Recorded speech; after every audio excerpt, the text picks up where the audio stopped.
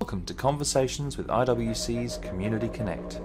My name's Alistair Young, and each week we'll be speaking with a range of professionals, helping people in the Bundaberg community reach their health and wellness goals. Community Connect is also an online resource for people seeking support and fellowship.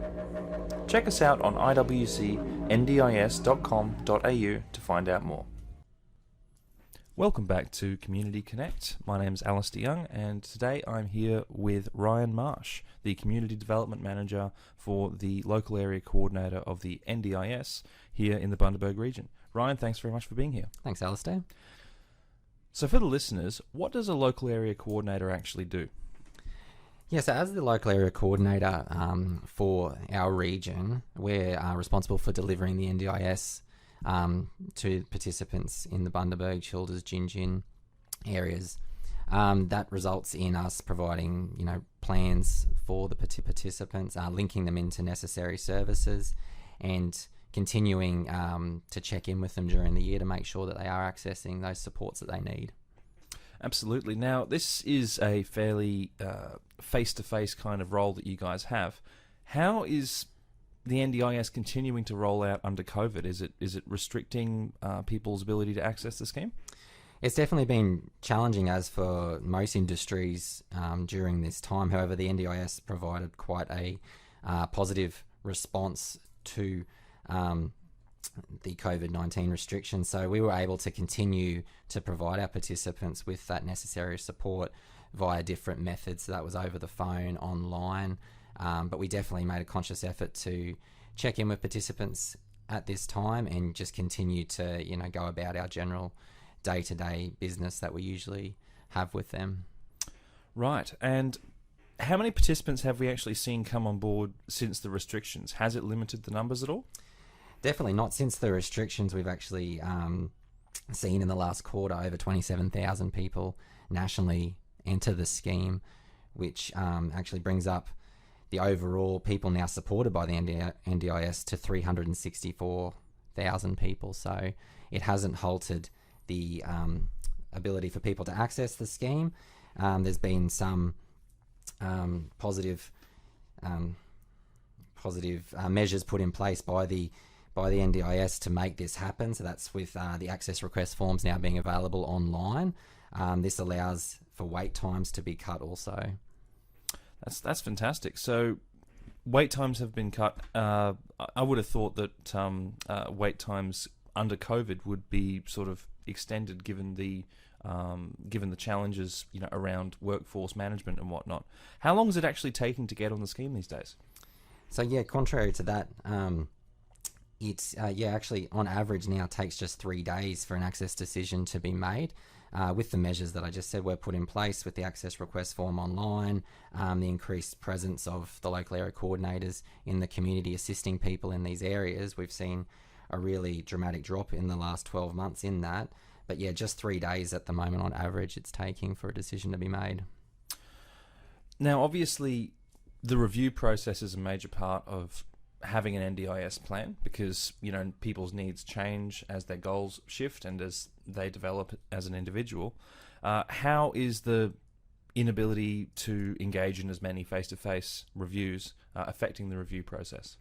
Yes, obviously in the past, face-to-face meetings have been our primary way of holding these conversations and reaching out to our participants. However, due to the restrictions, we need to sort of revisit how we did that, and via phone calls, via online methods, we were able to continue to provide a high quality amount of support to participants, and actually offer participants increased support with linkages to different services.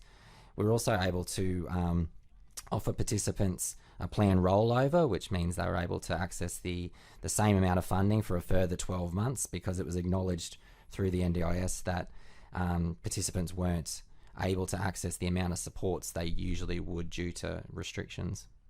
Right, so we're seeing rollover, which basically is saving a lot of time and essentially just duplicating the plan from the previous year for existing participants. Is that right? Yeah, definitely. So obviously, goals are staying in place. We're wanting to see participants continue to reach those goals and work towards those goals. So having that extra 12 months at that same funding allows people to, continue as things ease, get back into their supports that they once had in the community, and really, continue to strive for another 12 months.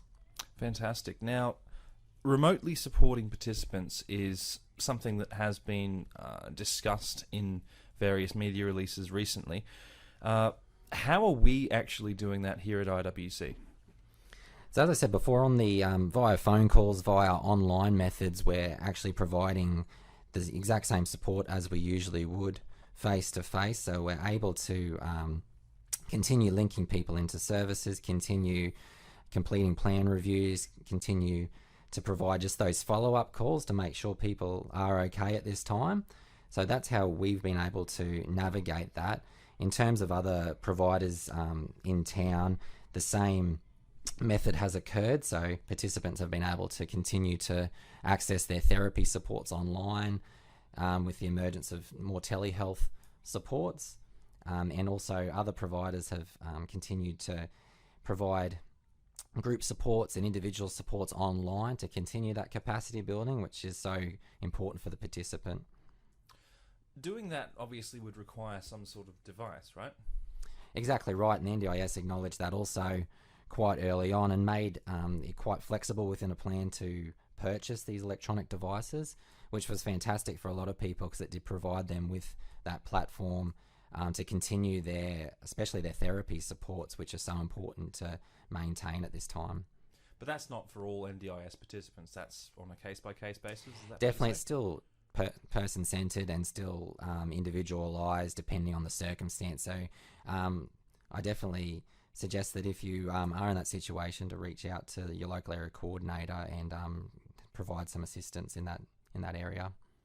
Thanks very much for that. Look, we're just going to go to a break, but when we come back, we're going to be talking a little bit about supported independent living and the effect that COVID is having on people accessing this service.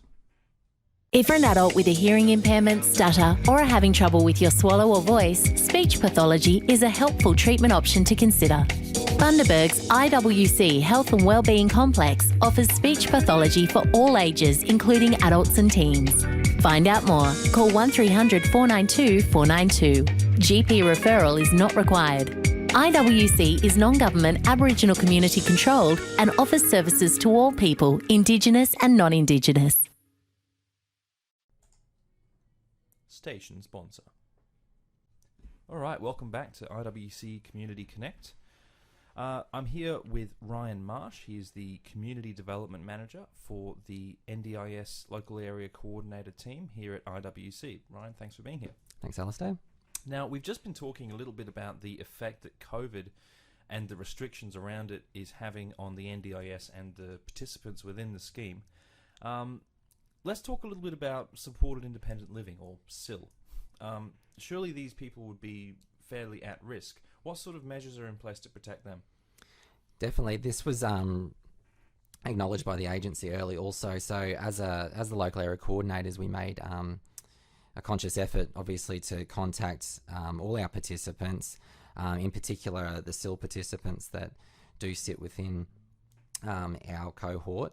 They are a vulnerable cohort. However, the agency was proactive in putting things in place to make sure they're well supported during this time. And also online, there was a number of resources available to providers and participants to make sure that social distancing and hygiene were maintained throughout that time. Where can people find these resources, sorry? So on the NDIS website, under the COVID-19 information section, there's a number of resources there for both, as I said, providers and participants. A number of media releases also outlining the changes that have happened. Yeah, of course, and that's ndis.gov.au where you can find those resources. Look, obviously very important to maintain, social distancing and practice, safe support, essentially. How is the NDIA supporting the providers, though? Obviously, putting these measures in place to protect SIL participants and obviously regular participants in their pursuit of remote supports is a great thing. But what are they doing for providers? So providers are definitely important to the scheme, and that was acknowledged as well. So as of the 21st of March, there was almost $600 million that had been paid in 1 month advance payments to almost 5,000 providers. So that allowed them to have that immediate cash flow necessary to continue to provide supports. In saying that as well, there was $300 million in weekly provider payments that were processed. So this indicated that a majority of services were continuing and participants were still accessing the supports that they needed. Well, that's a very significant financial outlay. Are provider numbers, in that case, are they dropping or are they rising as a result of this stimulus, I guess? Surprisingly, in this time, we've actually seen a 4% increase in active providers. So that equates to 548 providers active for the first time within the March quarter. So obviously, what we've seen is an increased amount of support needed due to COVID-19, and providers have become aware of that and really taken it on board. Working out in the community, are you still seeing providers active and remaining engaged with participants? Yeah, definitely, and it was up to, I guess, the providers to be creative and work out different ways to provide the supports they would have face-to-face in the past. So back to what we were talking about before in regards to over the phone and online services, there were a lot of social groups that started emerging that would meet online and continue that social interaction that was so important for a number of vulnerable participants. Yeah, that's it's remarkable. It's something that you couldn't really have imagined 20 years ago. Hey, now, in terms of the overall makeup of the NDIS participants in the scheme, what are some sort of emerging trends? Obviously, when we started, we saw a big shift of former Disability Services Queensland participants shifting over to the NDIS. What are some emerging trends at the moment? So yeah, some emerging trends at the moment. So we're seeing an increase in culturally and linguistically diverse participants and also Indigenous participants coming onto the scheme. In saying that, also we're seeing an increase in psychosocial participants making access as well. So this indicates that the NDIS is still obviously reaching out to these different cohorts within the community. It's becoming more apparent that the NDIS is approachable and is something that will benefit a lot of people within our community. The NDIS is also picking up a lot of the psychosocial disability participants, as I said before, and this represents that the NDIS is now taking a lot of the funding that was previously held elsewhere and providing quality supports for these people. Do you think it could also just be the fact that access request forms are more available now? I understand there's been a bit of a development in that space. Yeah, definitely. So online now you can access the access request forms via the website. This does cut down a lot of wait time in making access and does take a lot of the pressure off people navigating through that initial access decision. So obviously here we've at the IWC we have a designated staff member that can assist with that. So I definitely, if anyone needs assistance with that moving forward, to reach out to us at the IWC. Yeah, absolutely. I mean, moving things to online is certainly a lot faster than sending paperwork to Canberra and back, I guess. That's it. Well, look, Ryan, I'm afraid that's all the time we've got for today, but thank you very much for being with us, and we look forward to seeing you again. Thanks, Alistair. Thank you for joining us for Conversations with IWC's Community Connect. Each week we will continue to speak with a range of professionals who help people in the Bundaberg community reach their health and wellness goals. Remember, Community Connect is also an online resource for people seeking support and fellowship. Check us out on iwcndis.com.au to find out more. We hope you've enjoyed the show.